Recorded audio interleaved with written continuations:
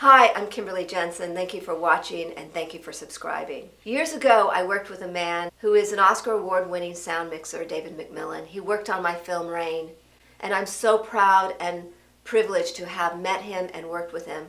He also came to my school and he did a Q&A with all my students, and it was such a pleasure getting to know him on that level.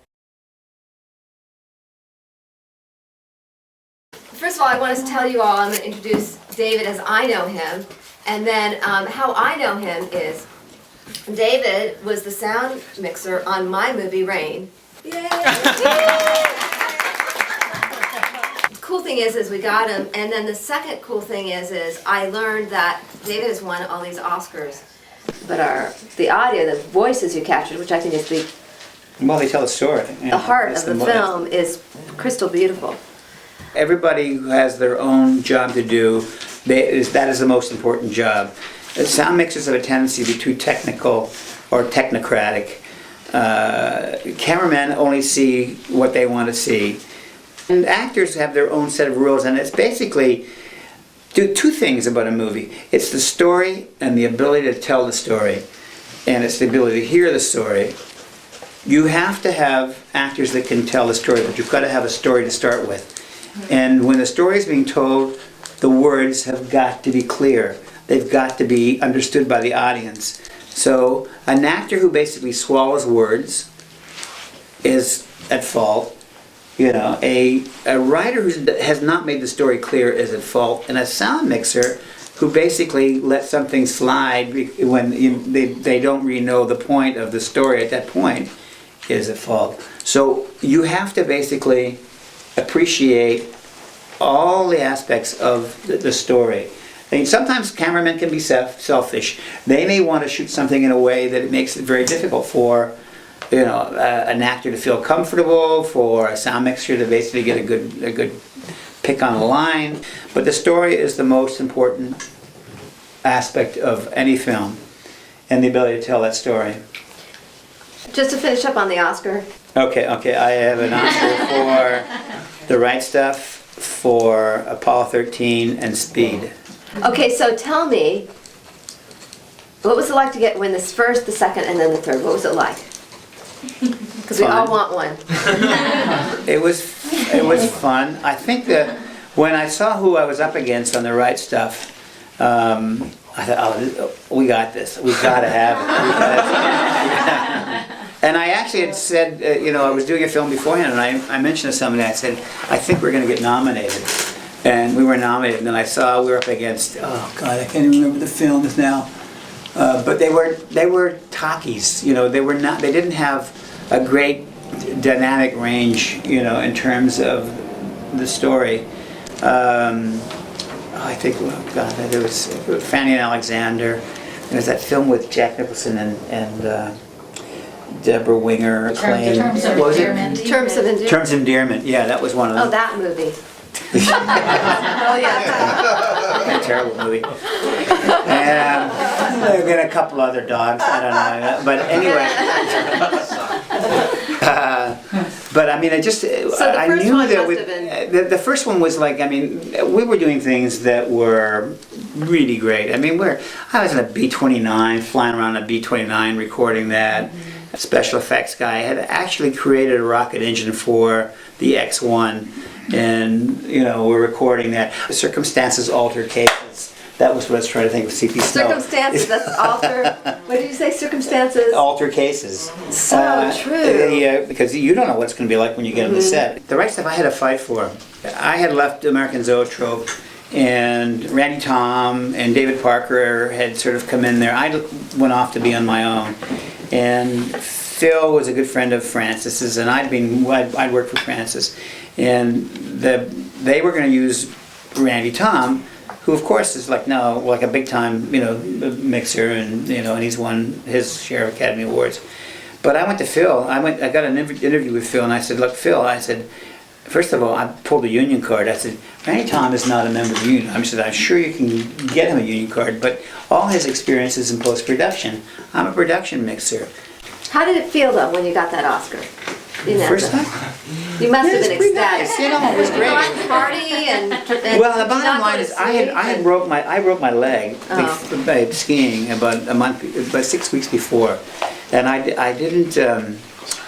I couldn't get a tuxedo on, so I was born in Ireland and grew up partially in Scotland and partly in Ireland. And my dad was, of course, Scottish, and so I got a kilt. And I wore a kilt to the Oscars. And the day that I actually, the morning, I was living in San Francisco, and the morning before I flew down to Los Angeles, the doctor took a look at me and he says, I'm taking the cast off. You know, you're fine. You'll be fine. So I went to the Oscars. We won the Oscar. They had a great party for us at the governor's ball, and they had like every kind of booze you could imagine on the table and champagne. And I was wearing my kilt, and so I got up to dance, and I got to tell you, with a sporran and a kilt, and I was ready to flash. That was kind of thrilling, and I drank a lot. Of course, I was a lot younger and could drink a lot in those days. But it was kind of fun, yeah. And everybody, all my friends were thrilled, and it was a great night. And, So made women's wear daily. And I made women's wear daily. I was in women's wear daily the next day. So then the second Oscar, was that anticlimactic or was it like just as good? Second was Speed, I guess. Pat was Speed, and then Apollo 13, right? Yeah, it was the next one. No, it wasn't anticlimactic. And the weird thing about Speed was that Does it get better? I mean, do you feel different every time? Not really. No, it's like, you know what? I'll tell you something. You're so... I mean, if you worked in Hollywood, it's... You know, you have a tendency to sort of like laugh it off in a way. It's kind of goofy. You know, it's sort of like, you know, Disneyland for grown-ups or something. It's like... It's just not real, you know, but, you know, you kind of laugh it off and you sort of enjoy it. But it wasn't any more special than the first one. It was more special for me because my wife was with me, and the second one as well too. And we had a wonderful time. We had the Oscar. We get in every party we wanted to, you know. So kind of like toured around, and we had. You just used Oscar. We're coming in. That's it. That was your ticket to any place you wanted to go. But no, they were all pretty cool, you know. But it's still, you know, it's like, it's funny. It's like it's Hollywood patting itself on the back, you know. So you don't take it too seriously. You know, it's a publicity. Who's your favorite actor you worked with? That just like made you think, God, gave you the idea or thought that you could pass on to the actors here? Wow. Well, there's a lot. I mean, I love Robert Downey Jr. Why? Why did you love him? Because he's real. He's so, you know, everything about him is honest. Even his drug addiction was totally honest. And the fact that he pulled himself out of it and he hasn't changed shows you in his performance, shows you that he was always giving you 150%. who he is. You know, basically he took himself to the role. Diane Keaton. What about Diane Keaton? She knew everybody's line. She knew the script from the beginning to the end. She was phenomenal. And I mean, What'd you work on with her? we did. It was one of the first Al Parkers. What was it called? Shoot the Moon. Shoot the Moon. Yeah, thank you. My brain. She just knew everybody's line, and she was just phenomenal. And it was funny because Albert Finney is also a great actor, and I liked Albert. I mean, when Albert came onto the set the first day, he was like, you know, hail fellow, well met, very, you know, how's the crew, everybody. He was a real Yorkshireman, just, you know, down to earth and all the rest of it, you know. And Diane was kind of private. She came in and she had her headphones on and her, I don't know what it was, but she had a little tape player because we didn't have Walkmans in those days. She was very quiet. And their roles reversed towards the end of the movie, where Diane had become friends with everybody, and you know, Albert had kind of like retreated into his, you know, whatever it was. There's a 12-page dining scene with a couple of actors off to the side, and they're drinking Gewürztraminer, then champagne, and Albert has a brandy afterwards. He and Diane are they've split up and they're getting back because of her father's death. And they set aside 5 days to shoot this scene because they thought it would be, figuring out 2 pages a day, and there was a lot of stuff going on. But the performances were so great that we shot it like in a day and a half. So what advice do you have for actors? Wow, I mean, it's far be it for me to give advice to actors. The most important thing is, I think, when you get on set, never forget your humility. You're doing a job that is one of the most fun things you could possibly do, to basically take on a different life for the period of time that you have to play that character. But always remember that there's a self inside the life that you're portraying that is you. Don't lose you. Always be you with that character. And remember that when things get difficult, other people are having difficulties too, so it's, you're always you have people with you all the time. Your fellow actors, even your sound mixers, your cameramen, they will respect your process, as long as you respect theirs. The minute you stop respecting them, they'll begin to sort of elbow you, And what is your biggest advice for directors now that we have our Walters here? Directors, listen to your sound mixer.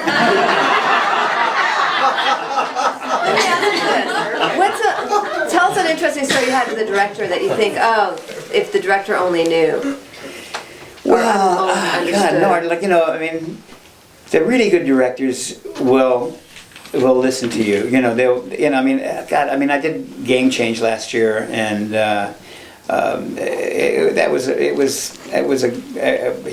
a great experience because I'm trying to think of his name. What's Jay Roach. Jay Roach, thank you. My brains. Jay Roach is really is a respectful, humanistic person. He's never loses his temper. He's totally centered. Knows exactly what he wants. And every time I told him what the problem was, he got it, and he would think of a creative way to deal with it. And he would say, well, we can. I'll use it. Great directors that you've worked with, is there a quality that they all possess? Yeah, again, humility. I mean, they basically, the great ones basically are the easiest to work with. They understand that they're not alone. Even though they've spent the most amount of time preparing and creating the film they're making, when they hear from somebody's, it's not a complaint so much as basically an idea how to help the process, they're able to pull it into their ability to work, their ability to basically move things forward. They pay attention to the people around them. And like Oliver, if he doesn't agree with you, he'll explain to you why, which I think is great. It was great. I remember Oliver just stopped in the middle of things to explain something to me. And then I remember coming up to me, because he completely didn't get a technical aspect of what was happening. We were actually, I'll tell you what it was.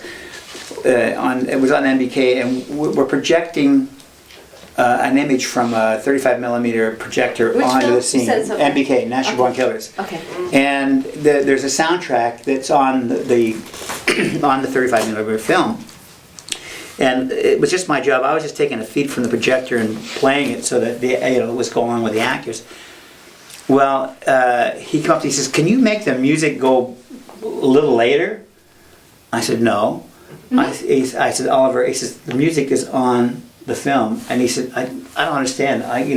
Make it go faster. I said, "Oliver, the film is going through the projector and the head is on I can't do anything about it."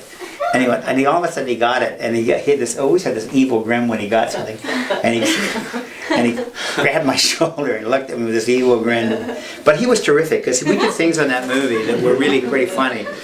In the opening scene where Mickey and Mallory go into the restaurant and they kill the redneck guys. and they're singing and dancing, after they start doing the business. So what he had me do, and a lot of times during that film, I'd have speakers on the set, and I'm recording their dialogue, and I have my hand on the amplifier, and I would so they could dance and keep the beat going rather than have a thumper. But they wanted the music, they wanted it really loud. So the minute I'm watching, I just knew they were going to do a line. I turn it off, do the line, pump it back up again, and he loved that. And he actually let me pick some music for that movie that ended up in the movie. It was some Peter Gabriel tracks that I thought would be perfect for the drug zone. So Oliver's kind of he's really great at letting you get involved in more ways than most directors would. I quite enjoyed working with him, as well as Parker and a lot of guys. There's a lot of guys I really enjoyed working with. Does anybody have any questions? Yeah. I have two questions. Hopefully I can get both of them. Sure. Okay, so the first one I want to ask you, David, is over the past 30 years, how sound recording equipment specifically has advanced. How about So, 45? Okay, 45. But my question is, although the advancements are designed to make your job easier, my question is, because of those advancements, are there any sounds or ambiance of movies that have been left behind that we don't get experience as audiences anymore, that were better, maybe even a specific tone, that were better 40 years ago? And if so, what could a director do to recreate some of those things? Time specific, it's hard to say really, because the quality of recording even 40 years ago with the Nagra was almost as good. There's a little higher noise level that you don't get in digital. The ability to remove ambiances from tracks is a lot easier now. I mean, you can look at a waveform, and if you want to drop the noise in between lines out and create a new ambience. We used to do it with noise suppressors, but now you can just do it you can literally sample the noise and then suck that sound out. A lot of the ambient tracks that were recorded even 40 years ago have been digitized, or they're in the libraries of most of the dubbing studios. We're director-centric in that regard. We're not really stuck with the ambient tracks that were basically handed by the sound mixer. If the sound mixer's doing his job, of course he's gonna. If he finds a really interesting ambient sound, whether it's a bird calls or wind through cactus, or I remember on the right stuff just recording the sound of the wind going through my headphones, going over my headphones. Oh, I see. Because I couldn't figure where the hell the noise was coming from, and I realized there was so much wind out in the Mojave Desert that my headphones, they were. I thought, what's a great wind sound, So I could actually change it I'd have the microphone in my head, and I was going like this, and So I recorded a couple of minutes of that, and just and handed it in. Do the walking scene. What was your sound for that when they come around the corner? The right stuff? Astronauts, yeah. Oh God, no! I mean, basically, well, you mean like the big walk down to the corridor? Exactly, Yeah. Well, that basically is. I mean, if you take a look at that, that's in slow motion. That's shot at about 48 frames a second. So there's no real, there's no live sound that's appropriate for that, other than the fact that we did record, ambience in that hallway. So on that hallway, it still had a nice effect, a lovely effect, because it was it's an old windy building, empty. It was it was a can factory basically, and so we recorded some ambiences, but I can't even tell you if that was the sound that was used. But the music is that's basically Bill Conti, creating for Phil Kaufman and him agreeing to it. It had nothing to do with me, but certainly helped me get an Academy Award. Oh, yeah. Oh, Roman, you want to say something? Oh, if that's all right. Yeah. Time. Okay. You brought up the Academy Award. You have a vote now, right, for the Academy Awards? Oh yeah, I've had since I won the Academy since '82. Right. Yeah. So when you're watching a film, what are you looking for where you're like, I want to go for this? Well, here's the deal. If I notice different aspects of the film rather than seeing the film in totality, then you've lost me. I don't want my attention to be drawn to sound, camera, acting, I want to be lost in the story and in the beauty of the film. But I'm looking at the film as a whole, and I look back and I think, how does the sound affect the rest of the story? And I thought, wow, this is like, that one really worked. Did you have a question, Susan? I just wanted to know, did you have any mentors in sound? Well, I was like just thrown into the fire as a kid, really. Like, I just said I could do it, and I couldn't. But I kind of learned by saying I could do it. Isn't that true, though? I mean, honestly, that's how we all start. I could do this, and then we learn. I made a lot of mistakes along the way, so nobody really taught me. I mean, I was born in Ireland, grew up in Ireland, Scotland, moved to Canada, and so I got to do a real apprenticeship, which is never done any longer. You can't do it anywhere. I don't think anybody does it, but I got to work on cameras and lighting, sound effects, gripping, camera control units, lenses. You learn the whole 9 yards, right?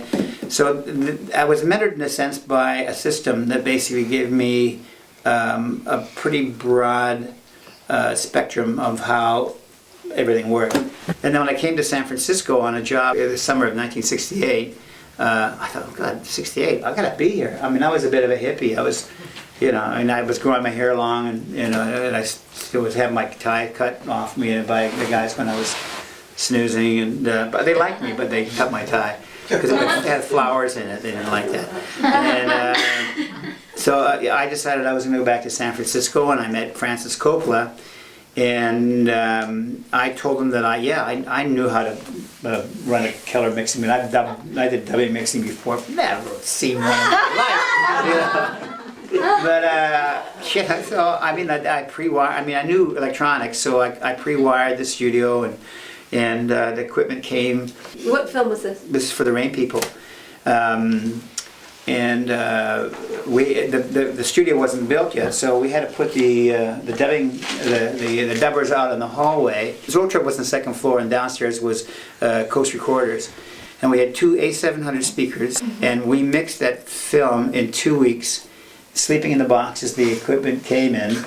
And my first time I ever had sushi, Francis would bring sushi in at night. We'd stop usually at 8 o'clock at night, and we'd eat sushi and drink beer, and then we'd go back to work. And we worked until we couldn't take it any longer. 2, 3 in the morning, we'd fall asleep and get back up and start mixing again in shifts. But we mixed it in 2 weeks, and Francis took the film to Cannes and won the Palme d'Or. Wow. Pretty fun. Nice. So, but that, I had no idea what I was doing. Never say no. Yes, I can do that. Did he catch on to you? Huh? Did he catch on to you at all? No, he didn't know what he was doing either. What was your toughest audio? I always say that Birdie was, the film Birdie was an Alan Parker film with Matthew Modine and one of Nick Cage's early films. We're shooting in a real insane asylum. Get a sense of Birdie's loneliness. There was a very high ceilinged room with tiled walls, cement ceiling and cement floor. It was a perfect echo chamber. And up at the top, there was a little window with bars on it, and this was Birdie's escape. This is where, and Birdie would crouch down. He was always crouched down. And to basically give the sense of Birdie's disassociation, his apartness from where he was in a normal Philadelphia family.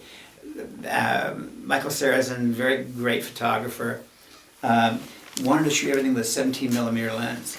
Well, a 17 millimeter lens on a 35 millimeter camera is huge, I mean, it's insane.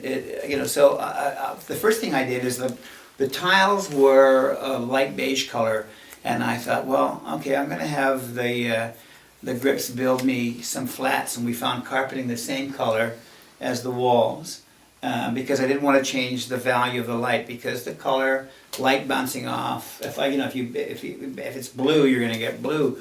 You've got to basically understand what your cameraman is looking for as well too. So I built these great flats all around so that it would go up against the wall. They were on wheels, we reeled in and out, and I set them up for the first shot, and they were out of the set, and it quietened things down quite a bit.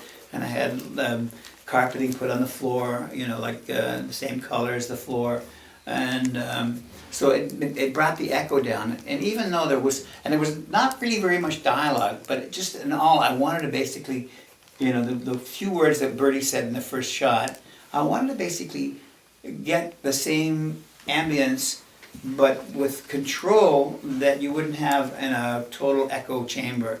And Al Parker walked in, and I love Al Parker. I mean, I was at his wedding, and he's like, he's one of the great directors, and I consider him a friend. He said, "What the fuck, mate?" He says, "Looks like a fucking padded cell. Get that shit out of here." Damn it! So I thought, oh shit. I said, well, Parker, we didn't have the best radio mics in those days. They were a little bigger than the ones that we have now. And I said, look, if you're going to do this with this kind of setup we've got going, not to mention that it was at the end of the San Jose runway, and planes were taking off. I knew it. Boom, boom, boom. And I'm going to have to put the RFs on these guys. Please explain to them that I respect their preparation, but I'm going to have to take a little extra time with them to make sure that the radio mics are not going to make noise. That the microphones that are going to the transmitters are going to be quiet. I'm going to have to pad them. I'm going to have to set them up. I was invited to the premiere at the Academy, and at the end of it, I was really pleased with the sound. And Michael Sarrazin came up to me, he said, "That fucking sound was awful, mate." Just kidding, because he and I always had like a battle with each other, give me some room. But he said, "No, you did a great job." This microphone right here doesn't hear like your ears. It doesn't have your brain behind it. It's totally neutral to all the sounds in the room, where your ears and your brain basically can focus on a sound. It's like when you're listening to someone on a conversation on a telephone, and you're in a noisy situation, you can literally overcome the background noise and focus in on whatever that person's saying. A microphone can't do that. Microphone, it has no brain. It's got no personality. It has no reason to think why the sound coming from the air conditioning is just as important as the voice of the person that you're talking with. So we have to figure out ways to basically make the equipment act like your brain. And that's the technical side, and we'll talk about that a little bit. But then there's also the emotional side, and that's basically knowing the place of a sound person on a motion picture set, and how he deals with actors when they're preparing for an emotional scene, where you basically have to respect their preparation. Being able to help a director when he is off in a cloud, that has nothing to do with the cloud you're on. He's got pressures from producers. He's got pressures from, basically not being able to see the scene as he thought he would.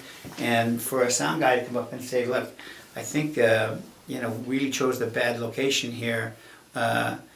So if you could have we're going to have to basically create the actors are going to have to help us here. We're going to have to have them give us more energy, more oomph in their dialogue," which for a sound mixer to come up to an actor and say, "Oh, I need you more to give you more level." Now I've learned over the many years I've done it, actors say, "Okay, fine, yeah, right," and then it's the same thing. But if you go to the director, you deal with the director, and he understands the problem because he understands. He's got the headphones on, and he can hear the air conditioning and the refrigerator or whatever the location is, the freeway that we've decided to shoot beside, and he'll say, "Look, you guys, I know this is kind of a tender scene, but you're going to have to do this with a little more energy. You're going to have to project." When you go on stage, you've got a theater, and you may have 2,000 people in the theater, and you have a love scene, and you can't whisper at each other.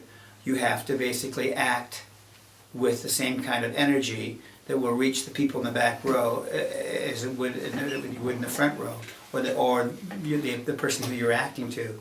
So in film, it's the same thing. You have to basically be able to create the same feeling and emotion, but with the ability to get above the background sound.